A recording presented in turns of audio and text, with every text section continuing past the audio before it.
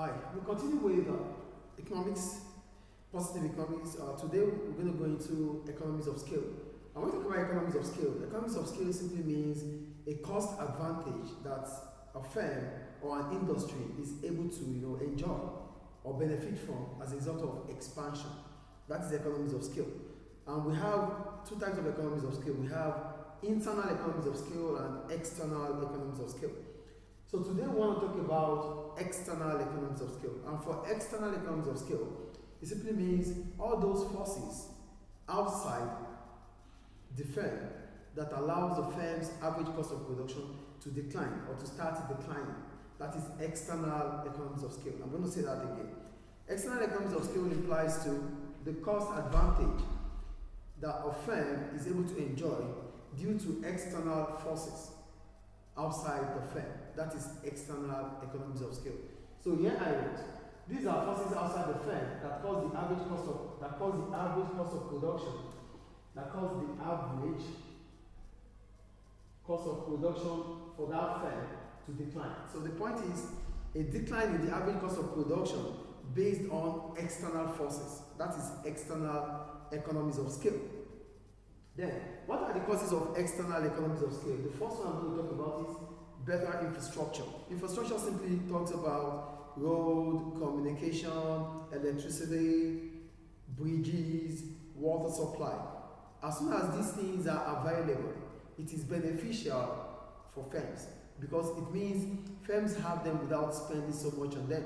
And as a result of that, it is expected that firms will have reduced average cost of production. So if firms are able to have access to good road network, to better electricity, to better communication, all these things will bring about efficiency. And because there's efficiency in their cost of production, because it will help their cost of production.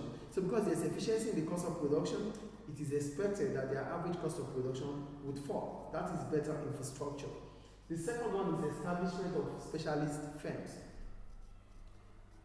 As soon as an industry becomes bigger, specialist firms might be attracted to such industry to carry out some outsourced role or function. For example, recruitment. So let's take example of the international educational industry of Libya. The international educational industry of Libya is expanding with years. It's expanding, and as a result of that, some functions of international schools like recruitment and selection might be outsourced to a specialist firm. So that's the point about establishment of a specialist firm. So the specialist firm might just be the one carrying out recruitment and selection for schools, for international schools. So instead of schools to continue to recruit teachers, and probably because it might be assumption that maybe schools are not getting highly qualified teachers. So because they don't have time, or they have a lot of things to do in terms of administration. So they might outsource the recruitment of teachers to a specialist firm, so that the specialist firm will be able to give them quality teachers. And that could be the reason why we are having a specialist firm. So as soon as the industry expands, it's right to bring about the establishment of specialist firms for specific jobs. The third one is availability of training courses.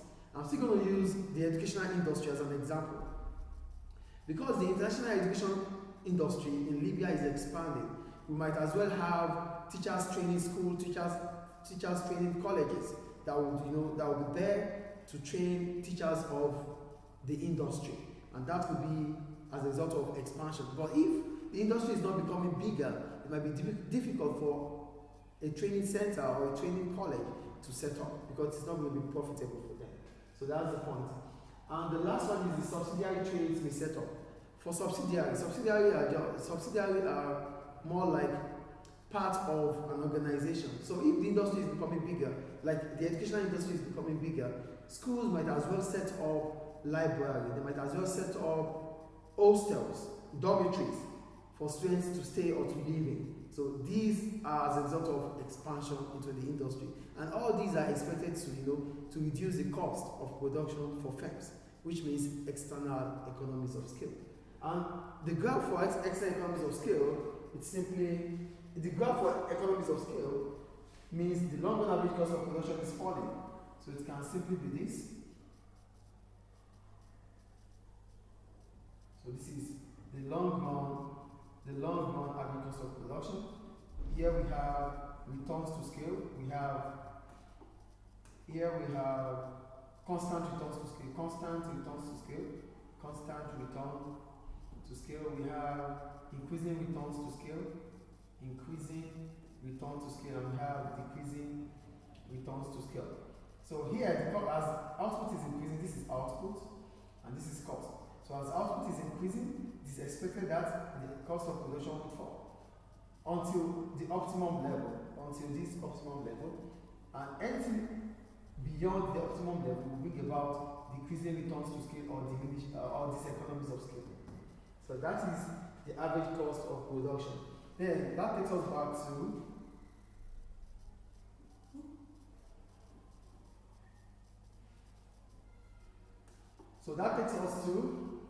diseconomies of scale. For diseconomies of scale, we're simply talking about expansion that brings about increasing cost of production. So for diseconomies of scale, we have internal and external. So we have internal diseconomies of scale and external diseconomies of scale. Why do we call it internal diseconomies of scale? Internal diseconomies of scale occurs as a result of expansion within the industry, which is expected to increase, which brings about an increased cost of production. So the firm, the business is expanding, and as a result of that, it is increasing or incurring more cost than it's supposed to incur. That is internal diseconomies of scale. So here I wrote, these are forces within a firm that causes the average cost of production to increase. So the average cost of production, the AC, is increasing. So if the average cost of production is increasing, we call it internal. For a firm, it is called internal diseconomies of scale. So what are the causes of internal diseconomies of scale? The first one is poor decision making. As soon as a firm expands, it might not be able to clearly state its authority. I want to talk about authority, the order with which laws are passes across, or the orders with which who controls who. Let's put it that way. Who controls who? So here I wrote, as the company becomes bigger, the line of authority may not be clearly stated, which may lead to slow decision making. So the point about decision making is that because the line of authority is who decides for what, who decides for who decides what. So if as a result of expansion, the line of authority is not clearly stated, it will bring about slow decision making. And whenever there is slow decision making, it leads to poor decision making, because stakeholders will be waiting for decisions from the business, and if the firm or the business is not quick or swift in making decisions, the decision becomes a poor one. So expansion might bring about not clearly stated role or line of authority within the organization or within the firm, which might bring about slow decision making, leading to poor decision making. That is one of the causes of internal diseconomies of scale. Remember, internal economies of scale is a cost advantage a firm has because it's expanding. And types of internal economies of scale are purchasing economies of scale, technological economies of scale, managerial economies of scale, marketing economies of scale, risk-bearing economies of scale. These are internal economies of scale. So another cause of internal economies of scale is a fall in staff morale. Workers, as soon as a firm expands, there's likelihood that the firm would need specialist workers. So expansion will bring about specialization. And what is specialization? Specialization is the concentration of an individual, the concentration of a firm, the concentration of a country, the concentration of a region in one aspect of production. And this could be as a result of division of labor. Division of labor would lead to specialization. And what is division of labor? Division of labor is the breaking down of production process into different stages, and each stage is being performed by different people. So with division of labor, which leads to specialization, specialization has one advantage, which is about boredom. So when you continue to do the same thing, you might get tired or you might get bored about it. To some jobs, not to like teaching, because for me as a teacher, I love teaching and I don't get bored about teaching. So specialization might bring about boredom, and as soon as specialization brings about boredom, it might lead to what we call low productivity. Low productivity. And when there's low productivity, it increases the cost of firms and reduce their profitability. And that is because of expansion, internal diseconomies of scale. The second one is communication problem. As the firm increases in size, more managers will be involved, making communication less effective. Because the firm is becoming bigger, it might need more managers. And because more managers are involved, because more managers are involved, the workers may become remote to the managers, probably because there's always going to be a supervisor to see before the manager. So this simply means the channel through which communication will pass through becomes expanded, and as a result of that, it might lead to ineffective communication, and ineffective communication would affect a business and bringing about increase in the cost of production. And that's about internal diseconomies of scale. So the last thing we need to talk about today is external diseconomies of scale. And for external diseconomies of scale, I wrote, these are forces outside the firm that cause the average cost of that firm to increase. It is external diseconomies of scale because there are forces beyond the control of the firm that brings about an increase in the cost of production for that firm.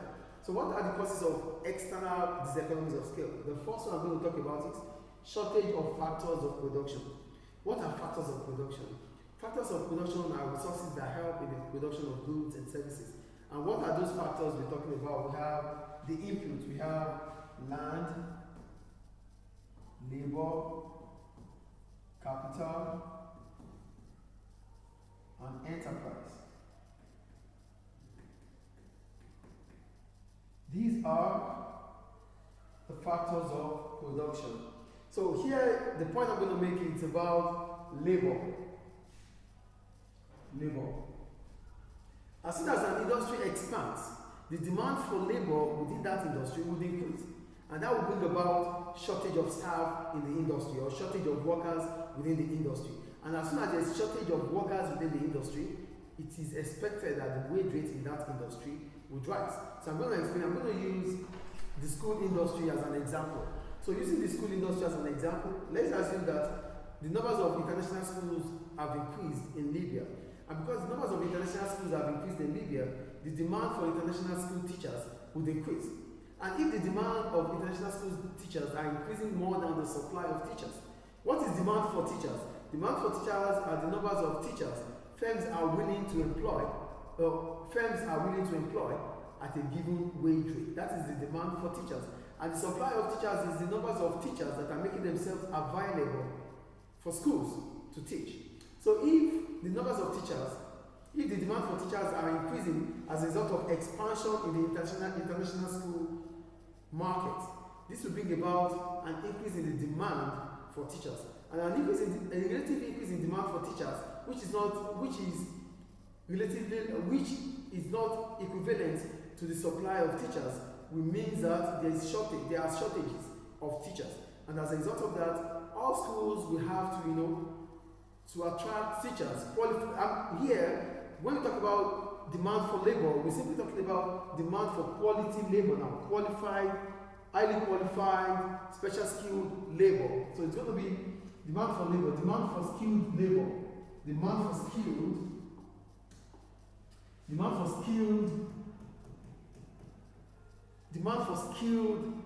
labor in such industry might increase.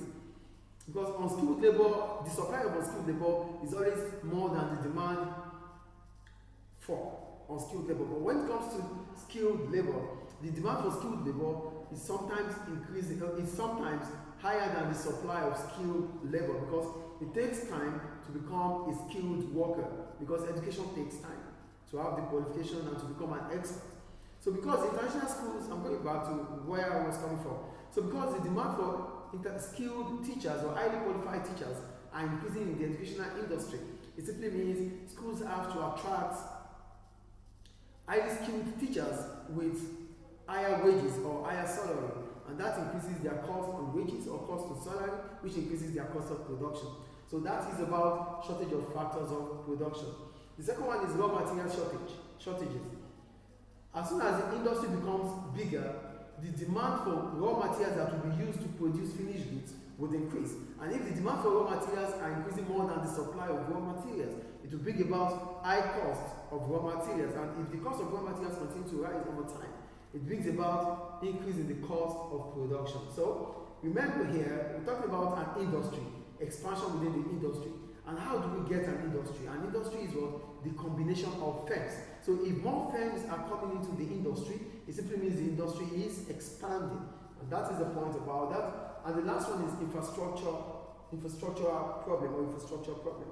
For infrastructure problem, as soon as the industry is becoming bigger, the needs in terms of infrastructure, road, communication system, electricity, water supply, bridges, electricity, the needs becomes increasing, and the government is unable to provide these needs, it will affect the operations of the firms, which simply means firms might have to seek alternative by producing some of those things themselves. And if they have to produce them themselves, it simply means their cost of production would as well rise.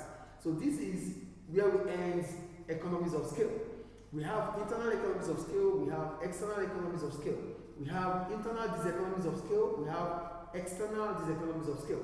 Economies of scale is all about reduced average cost of production due to expansion within the industry, or expansion within the firm.